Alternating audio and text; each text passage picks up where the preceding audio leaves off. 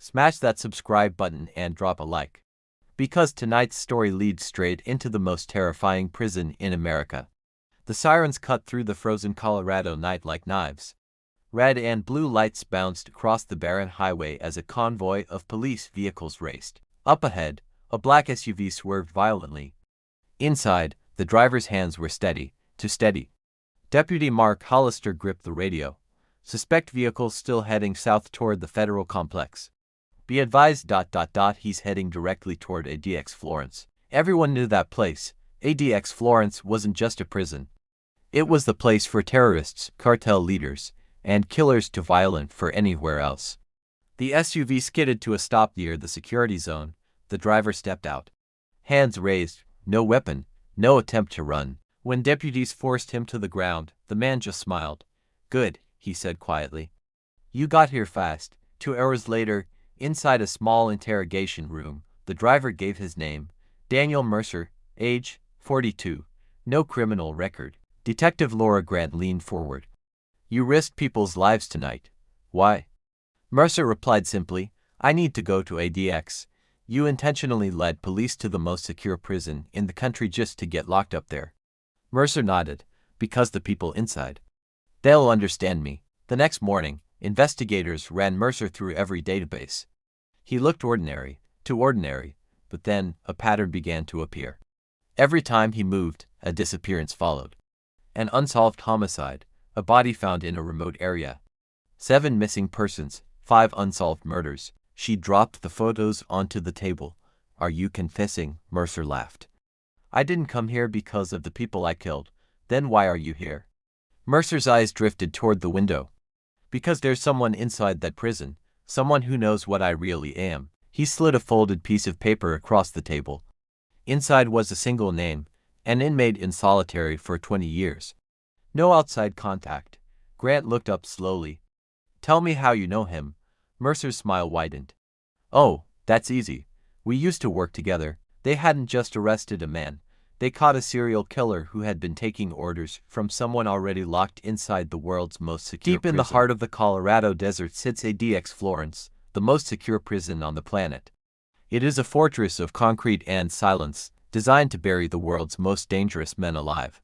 But for Detective Laura Grant, the walls of ADX Florence aren't keeping a secret. They're housing a mastermind. For months, a series of calculated murders has haunted the city, all bearing a terrifyingly familiar signature. They call him the architect, Victor Hale, a man who turned murder into a precise, mathematical art form. The problem: Victor Hale has been in solitary confinement for over a decade. He hasn't seen the sun in years. Grant starts with Daniel Mercer, a suspect caught at the latest scene, sitting eerily calm in the interrogation room. Mercer doesn't look like a killer. He looks like a man who has seen the truth and found it beautiful. He whispers, "Communication doesn't require touch, detective. It only requires imagination." He is still building. Driven by a growing dread, Grant realizes the only way to stop the bloodshed is to confront the source himself. She arrives at ADX Florence. Security is absolute. Magnetic locks, biometric scans, and the heavy, oppressive silence of a tomb. She descends to levels underground, into the bowels of the facility where the most brilliant monsters are kept. Behind a thick sheet of reinforced glass, in a cell no larger than a closet, sits the man she's hunted. Victor Hale, elderly, gray-haired, and seemingly frail. But his eyes are as sharp and cold as a winter's night. Laura Grant stands firm, her reflection ghosting over the glass that separates her from a predatory genius. Hale looks up slowly. "I know why you're here, Laura," he says, his voice a dry rasp through the intercom. "You want to know how I'm doing it, how I'm reaching out from the dark to touch the world." Grant demands names, but Hale only smiles. It's an expression of pity, as if she's already lost the game. "Mercer was just the foundation," he whispers. "He was the easiest to break. The first of many. There are 3 more out there, Laura. 3 more killers, already following the blueprints I laid out years ago." As Grant leaves, the prison walls seem to close in. The architect is still building, and the masterpiece is far from finished. The desert wind howled across the concrete walls of ADX Florence as Detective Laura Grant stood frozen in the underground corridor. Victor Hawley's last words echoed in her mind. There are already 3 more out there. The steel slot on the cell door slammed shut. The guard beside her shifted uneasily. Time's up, detective. Grant didn't move for a moment. Her eyes stayed locked on the small reinforced window where Victor Hale had been sitting only seconds earlier. Inside the cell, he had already turned away, as if the conversation had meant nothing. As if he had simply mentioned the weather, but Grant knew better.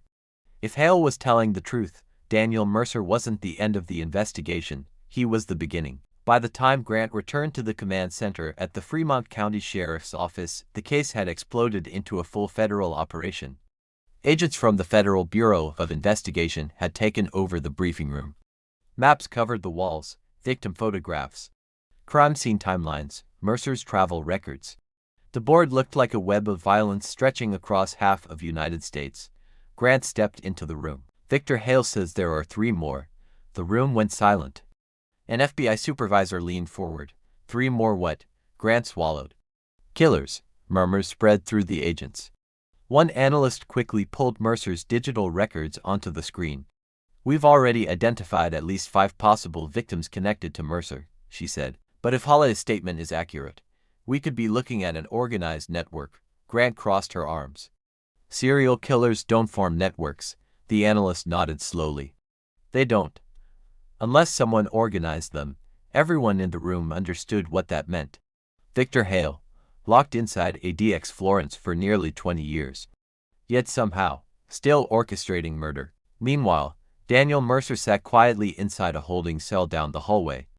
When Grant entered the interrogation room again, he looked almost cheerful.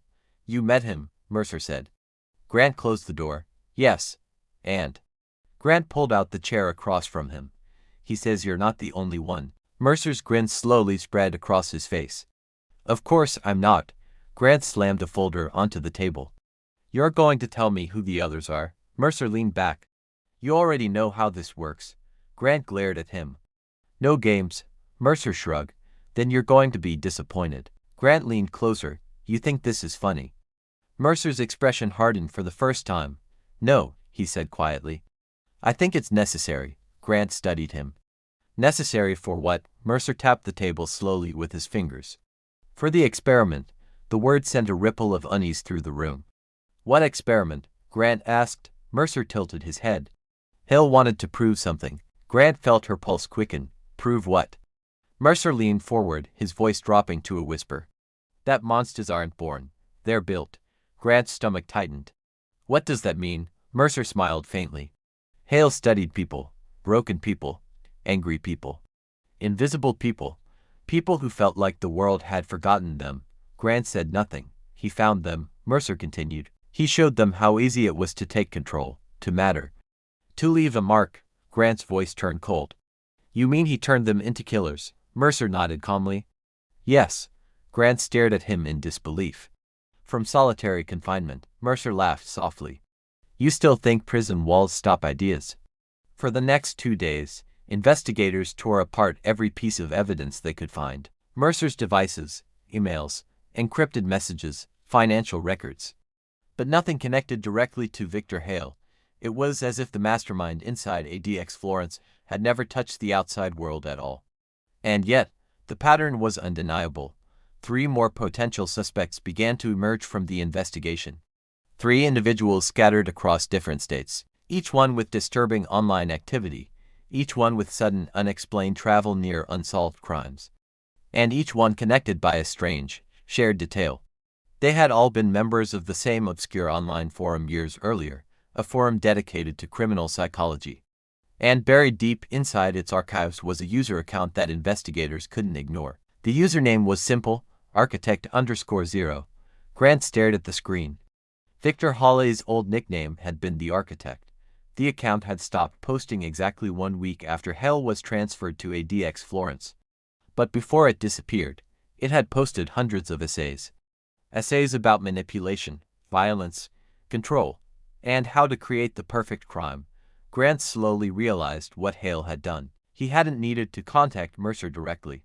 He had already planted the blueprint, years earlier.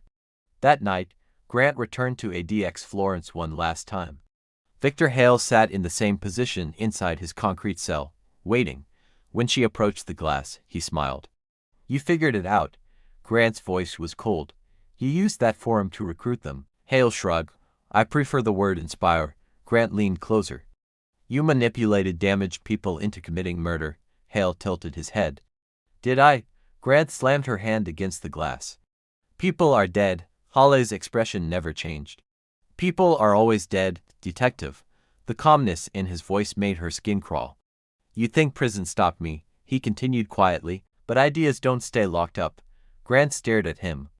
You'll never leave this cell. Hale smiled faintly. I don't need to. Grant took a step back. The others will be caught. Hale nodded calmly. Probably. Grant turned to leave. But before she reached the door, Hale spoke again. Detective Grant. She stopped, slowly turned. Holly's pale eyes watched her carefully. You should hurry. Grant's chest tightened. Why? Holly's smile returned. Because somewhere out there, one of his students was still listening. And as Grant walked out of the prison, a terrifying realization settled into her mind. Daniel Mercer had turned himself in. 3 more killers had been identified, but Victor Hale had never said they were the last ones. Somewhere beyond the desert, beyond the prison walls of ADX Florence, someone else might still be following the architect's blueprint. And if you think this case was disturbing, you're not ready for the next one. So subscribe, because the next story might be even darker.